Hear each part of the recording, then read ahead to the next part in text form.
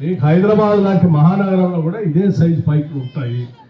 ఆ సైజు పైపులతో అయితేనే ఇళ్లలో కరెక్ట్గా డ్రైనేజ్ బయటకు పోవడానికి ఆస్కారం ఉంటుంది. ఇది సైంటిఫిక్గా టెక్నికల్గా మీరు చేసేదానంటే అప్పుడు కూడా నాకు అనుభవం వచ్చి ప్రజెంటేషన్ ఇవ్వని చెప్పాడు.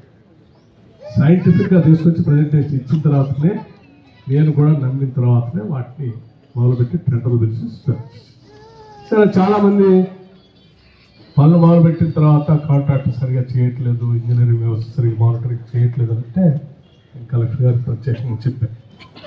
ఇది చాలా ఉన్నతమైనటువంటి ఆశయంతో చేస్తున్నటువంటి పనులు రివ్యూ చేయండి, నేను కూడా రివ్యూ చేస్తాను. ఎక్కడ తేడా ఉన్నా, ఎక్కడ క్వాలిటీ లేకపోయినా ఎవరిని ఉపేక్షించేది లేదు. దీంట్లో చాలా కఠినమైన నిర్ణయాలు ఉంటాయి. ఎందుకంటే భవిష్యత్తును మనం నిర్మిస్తూ ఉన్నాం. వాళ్ళ తరం కోసం కాదు, భవిష్యత్ తరాలకు కూడా. సో దానికోసం సీరియస్గా పని చేపిస్తాం. కొద్దిపాటి రివ్యూ చేసినప్పుడు కొన్ని చోట్ల రోడ్డు పగలగొట్టి కింద నుంచి డ్రైనేజ్ చేస్తాం. ఈ లోపల వర్షాలు వచ్చినాయి. ఆ వర్షాల వల్ల రోడ్లన్నీ చిందరబిందం.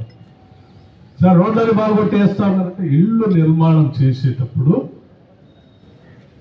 ఇంటి ప్రారీ గోడలు ఉన్నా లేకపోయినా ఇంటి నిర్మాణం చేసేటప్పుడు ఇంట్లో గోడలు ఉండవు, కంకర ఆండే పడేసి ఉంటుంది, ఇసుక ఆండే పడేసి ఉంటుంది, నిలబెట్టే కర్రలు ఆండే పడేసి ఉంటాయి, కొట్టే శీలలు ఆండే పడేసి ఉంటాయి. అస్తవ్యస్తంగా దాని అంతా చూసి ఇది మాకెందుకు ఇల్లు అని అంటే అది కరెక్ట్ కాదు. ఇల్లు పూర్తయిన తర్వాత దాని పని ఎట్లా నిర్మాణం జరిగేటప్పుడు రోడ్డు మీద అట్లాగే ఉంటుంది. ఎందుకంటే రోడ్డు బాగుపట్టాలి కాబట్టి. నిర్మాణం అంతా పూర్తయిన తర్వాత అంతా కంప్లీట్ అయిన తర్వాత ఇది ఒక రోజుతో అయ్యే పని కాదు.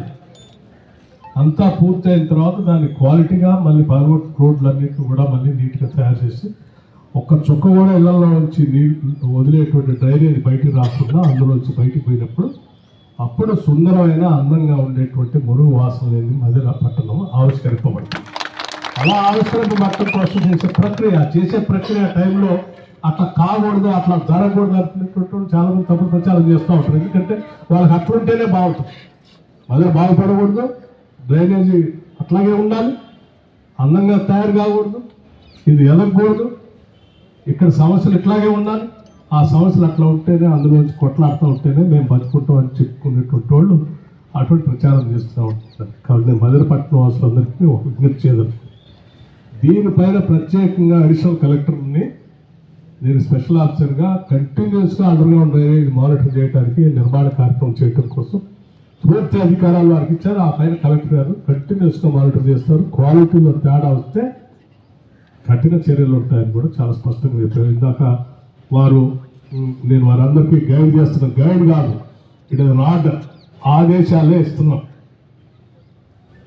క్వాలిటీలో తేడా ఉన్నా ఎంత పెద్దవాళ్ళని ఉపేక్షించలేదు, కఠిన నిర్ణయాలు ఉంటాయి. అట్లాగే ఇది అండర్గ్రౌండ్ సౌండ్. మరి వర్షం వచ్చి వరద వచ్చినప్పుడు కూడా చాలా మునిగిపోతున్నాం. ప్రతి సంవత్సరం చూస్తూనే ఉన్నాం.